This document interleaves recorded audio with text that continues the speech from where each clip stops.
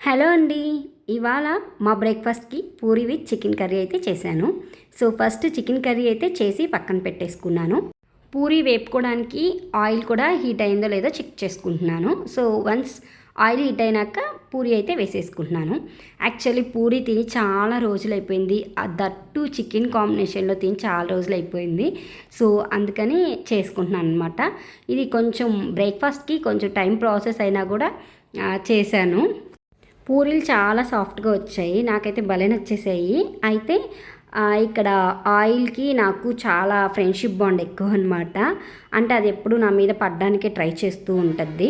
నేనేమో అందుకని డీప్ ఫ్రైసే వద్దని చెప్పి పక్కన పెట్టేస్తూ ఉంటాను. బట్ అప్పుడప్పుడు మనకి తినాలనిపిస్తుంది కదా ఇలా డీప్ ఫ్రైస్. సో అందుకని పూరి అయితే ఇవాళ ప్రిపేర్ చేశాను. ఇంకా ఒక 3 పూరీస్ అయితే పెట్టుకొని తిన్నానండి. అది సరిపోలేదని మళ్ళీ ఎక్స్ట్రా ఒక పూరి కూడా చేసుకొని తిన్నాను. వీడియో నచ్చినట్లయితే ఛానల్ సబ్స్క్రైబ్ చేసుకోండి.